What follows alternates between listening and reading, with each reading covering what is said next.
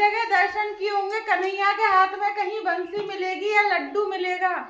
आज आप दर्शन किए होंगे तो ना लड्डू है ना बंसी है, केवल चुटकी लेके राधा रानी की मांग में सिंदूर भर रहा है कन्हैया जी।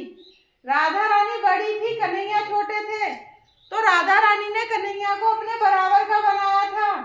आकाश मार्ग से ब्रह्मा जी जा रहे थे, उनकी कहीं पूजा नहीं होती थी, उनको श्राप लगा हुआ था। उनका मनोरथ था अगर मेरे द्वारा शादी कराई जाए तो सब लोग क्या बोलेंगे, राधा रानी का विवाह किसने कराया? ब्रह्मा जी ने।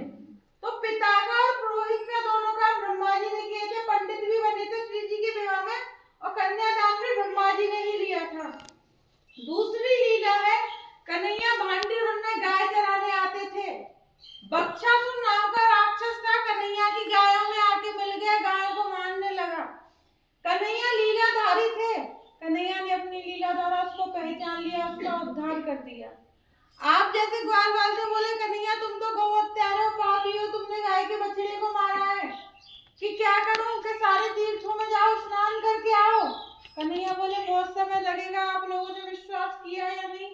तो पहले यमुना जी बहती थी भांडरवन में होके, उसके बराबर में कन्हैया खड़े हो गए, बंसी से कुआं प्रकट किया, उसमें सारे तीर्थों का आगमन किया, सारे तीर्थ आते गए, अपने अपने नाम का जल छोड़ते गए। कन्हैया ने गौ हत्या का दोष निवारण कर लिया।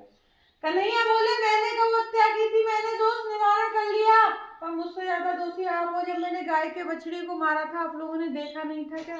तो पाप करने वाले से देखने वाले को दुगना लगता है। ग्वाल बाल बोले भगवान क्या करें कि जो मेरे नहाने धोने का पानी इधर उधर जा रहा था, आप लोग स्नान करो। जो कन्हैया का नहाने धोने का पानी इधर उधर फैल रहा था, उसमें ग्वाल बालों ने स्नान किया। आज उन कुंडियों में ऐसी माताएं बहनें स्नान करते हैं, उनके बच्चे नहीं होते, गर्भ खंडित हो जाते हैं। उसमें स्नान करने से श्री जी की कृपा से श्री जी उनकी गोद हरी भरी करती है। आज आप जल के दर्शन करोगे, पानी काला काला दिखेगा। जिस दिन सोमवार की अमावस्या होती है, दूध की धार निकलती है कुएं में से, दूध के बर्तन को धुल के करते हैं, ऐसा हो जाता है पानी का कलर।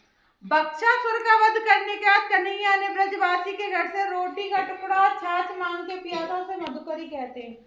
मधुकरी करने के बाद गौ सेवा गौदान दिया था। भांडीर वन में गौ सेवा गौदान देने से 21 पीढ़ियों को मोक्ष प्राप्त होता है। चौथी लीला है कि भांडीर वन में वही जीव प्रवेश करता है जो श्री जी के ओरिजिनल विवाह में सम्मिलित था।